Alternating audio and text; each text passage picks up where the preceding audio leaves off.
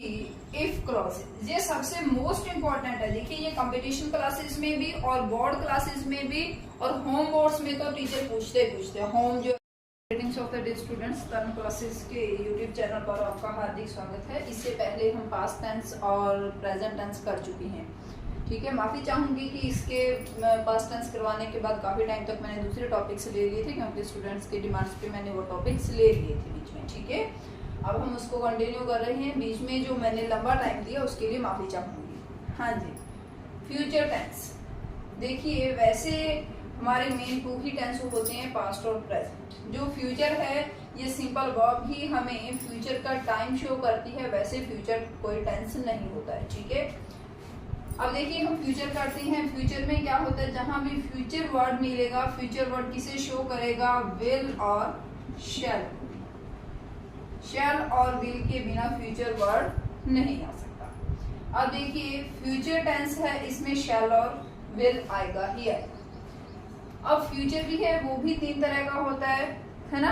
Future indefinite, future continuous, future perfect और future perfect continuous, है ना। ये चार तरह के क्या होते हैं, टेंस होते हैं। देखिए हम पहले करते हैं सिंपल फ्यूचर या फ्यूचर इंडेफिनिट जिसको कहते हैं, सिंपल फ्यूचर।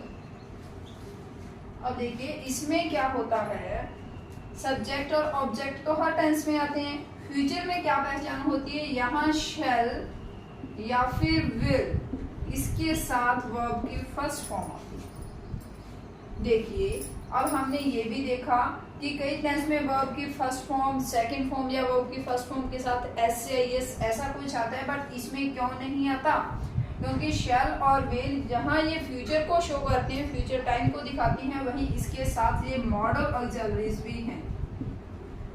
मॉडल ऑक्सिलरीज भी हैं। तो जो मॉडल्स होते हैं वो अपने साथ बेस वर्ब लेते हैं, बेसिक वर्ब लेते हैं ना। तो बेसिक वर्ब अपने साथ लेंगे, तो बेसिक वर्ब कौन सी होती है, फर्स्ट फॉर्म होती है। इट मीन्स ये हमेशा अपने साथ वर्ब के फर्स्ट फॉर्म लेते हैं।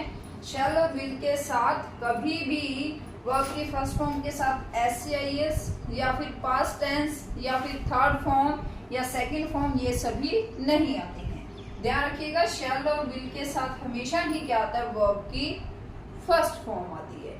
ठीक है, अगर मैं आपको सेंटेंस दूं कि फ्यूचर टाइम को शो करता हुआ कि मैं कल दिल्ली जाऊंगा, हम लिखेंगे आई शैल गो टू दिल्ली टुमारो। मैंने लिखा, अब देखिए मैं कल दिल्ली जाऊंगा। पहली बात तो हमें टुमारो से पता चल रहा है कि ये फ्यूचर टेंस है, क्योंकि टुमारो आने वाला कल होता है ना। दूसरा, अगर मैं इतना ही सेंटेंस दे दूं आई शैल गो टू दिल्ली, तो आपको क्या पता चलेगा कि ये फ्यूचर टेंस है, किससे पता चलेगा, हमने क्या लगाया, शैल। फ्यूचर शोइंग हेल्पिंग वर्ब और मेन वर्ब क्या है, गो, है ना। ठीक है, इसी तरह से ही ये किसका टेंस था, सिंपल फ्यूचर या फिर फ्यूचर इंडेफिनिट। और अब देखिए अगर इसका हम नेगेटिव बनाएंगे, तो नेगेटिव बनाते हुए हम क्या करते हैं, हेल्पिंग वर्ब के बाद हमें क्या लगाना होता है, नॉट। तो इसका नेगेटिव क्या बनेगा, मैं कहूँ he will not go to Jaipur, वो जयपुर नहीं जाएगा। और अगर मैं ये कहूँ कि क्या मैं कल स्कूल आऊंगा, क्वेश्चन बन गया, तो क्या आएगा, शैल या विल, जो भी क्या मैं लगाएंगे तो हम शैल लिखेंगे। Shall I go to school tomorrow, क्या मैं कल स्कूल जाऊंगा। Shall I go to school tomorrow, last में क्वेश्चन मार्क। देखिए क्या होता है, ये हमारे नेगेटिव और इंटेरोगेटिव का तो सेम ही पैटर्न चलता है, जैसा कि मैं आपको पहले बता चुकी हूँ। हमें ध्यान रखना है तो किसका रखना है, मेन वर्ब और हेल्पिंग वर्ब इसमें कैसी आती है। अब देखिए कई बार आपको ऐसा सेंटेंस मिलता है, हम डायरेक्ट लिखते हैं I will go to Delhi, और एक सेंटेंस आता है I shall go to Delhi tomorrow। और इसमें है I will go to Delhi definitely।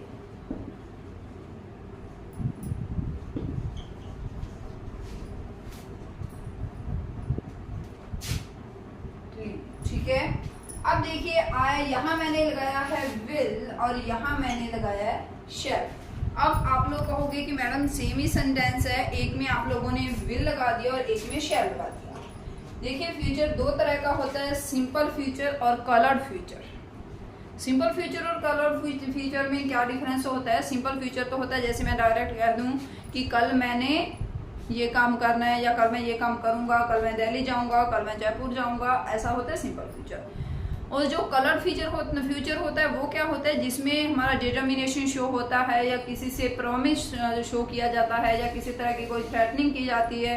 Teacher आपको कहता है ना make your work complete otherwise I will punish you, तो उसमें क्या आएगा? आई शैल आएगा या आई विल आएगा? फिर देखिए मैंने आपको सेंटेंस दिया, इसको रब करके देती हूँ मैं आपको सेंटेंस।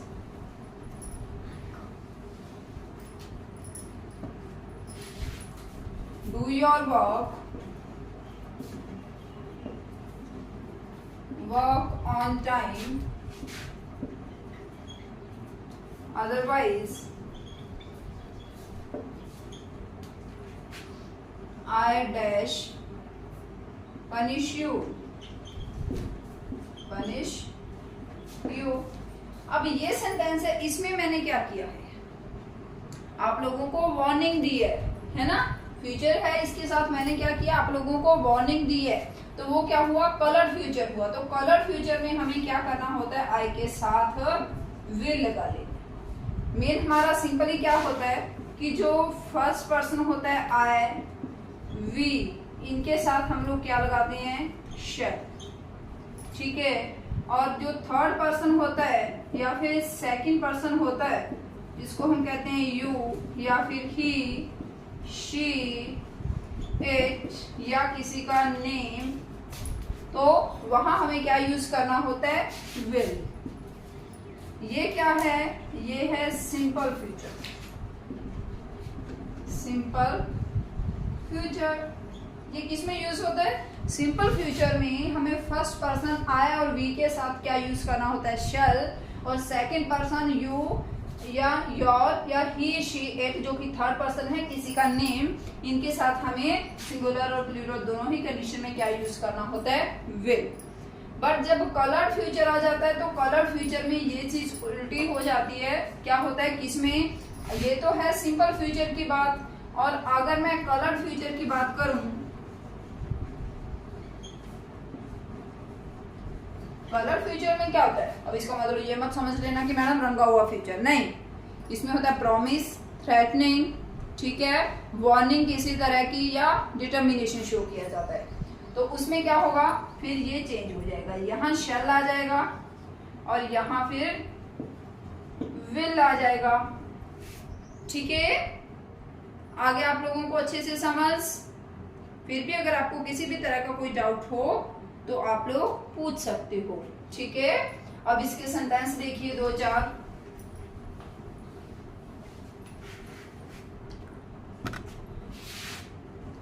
He will return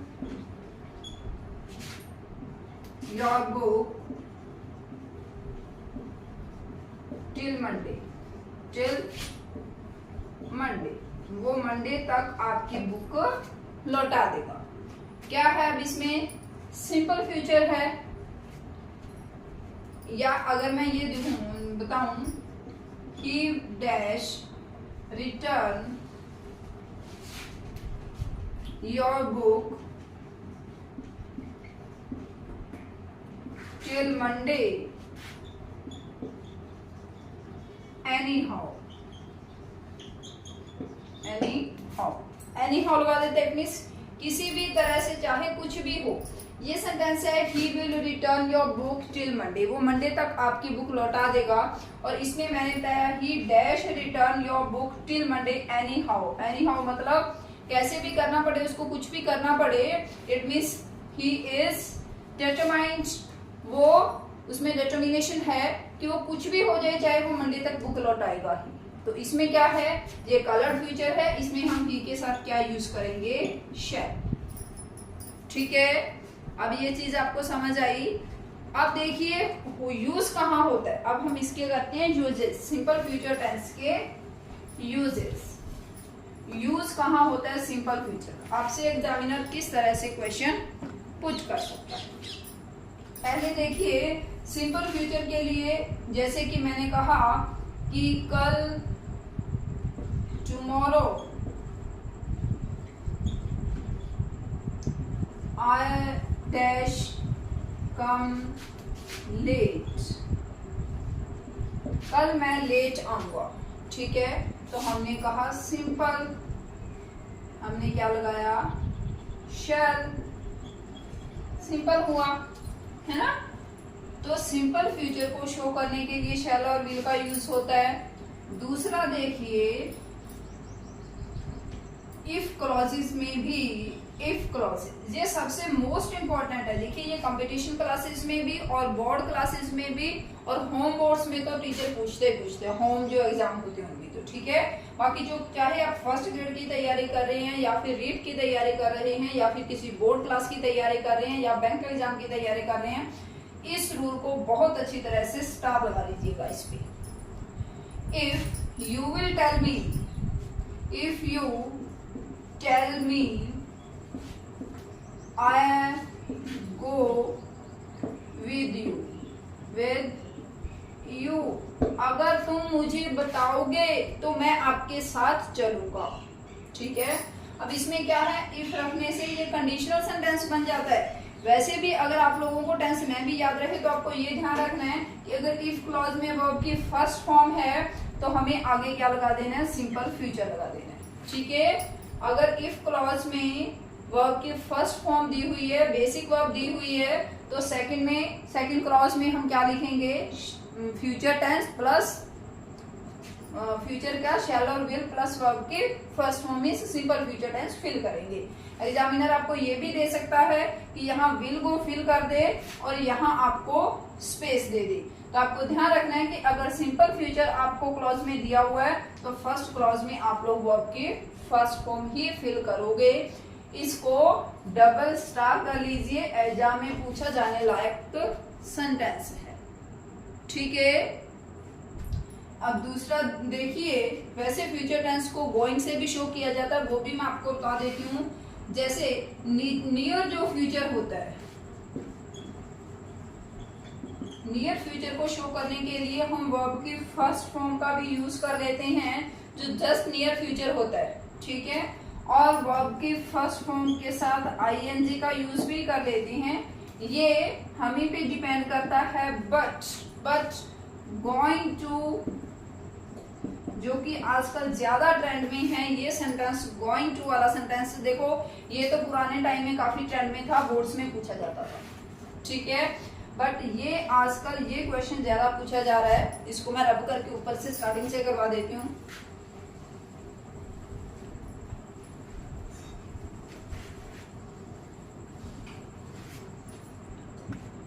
देखिए गोइंग टू,